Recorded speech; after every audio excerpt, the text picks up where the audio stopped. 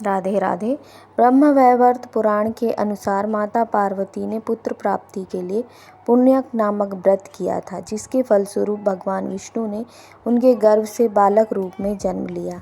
जी हाँ, जन्म के पश्चात सभी देवी और देवता शिव पार्वती को बधाई देने और बालक गणेश को आशीर्वाद देने के लिए बारी बारी से उपस्थित हुए, परंतु शनिदेव ने बालक गणेश को ना तो देखा और ना ही उनके पास गए।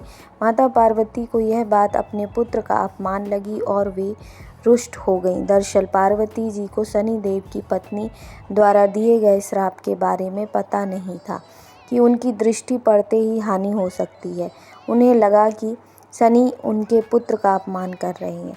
उन्होंने कहा, सूर्यपुत्र अपनी गर्दन क्यों झुका रखी है? मेरी व मेरे पुत्र की ओर देखो, तुम मेरे पुत्र को देख क्यों नहीं रहे हो? इस पर शनिदेव ने कहा कि माते, मेरा नहीं देखना ही अच्छा है, क्योंकि सभी प्राणी अपनी करनी का फल भोगते हैं। मैं भी अपनी करनी का फल भोग रहा हूँ।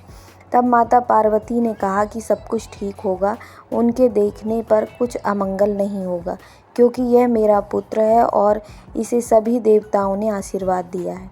शनिदेव ने माता पार्वती का रुष्ट भाव समझकर उनकी आज्ञा मान ली और बालक विनायक को देख लिया, परंतु शनिदेव की दृष्टि पड़ते ही नवजात बालक का सिर धड़ से अलग होकर भस्म हो गया। कुछ कहते हैं कि ब्रह्मांड में विलीन हो गया। माता पार्वती अपने बालक की यह दशा देख बदहवास होकर बेहोश हो गईं।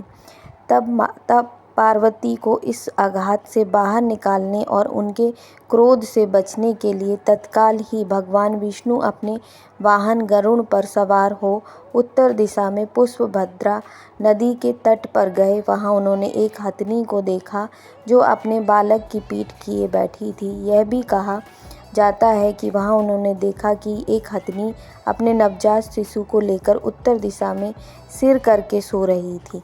विष्णु भगवान ने शीघ्र ही सुदर्शन चक्र से नवजात गज शिशु का मस्तक काट लिया और वे उसे लेकर वे शिवलोक पहुँचे तथा माता पार्वती के बालक के धड़ पर लगाकर उनके प्राण वापस किए।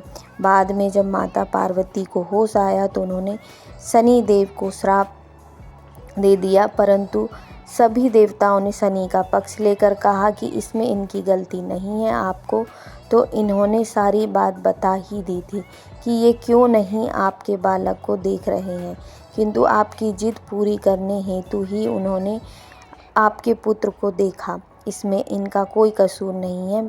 तब माता पार्वती ने शनिदेव को क्षमा कर दिया और श्राप को एक पैर की विकलता के रूप में परिवर्तित कर दिया। इस तरह गणेश जी के गजानन होने में भी शनि देव जी का विशेष संबंध है। धन्यवाद।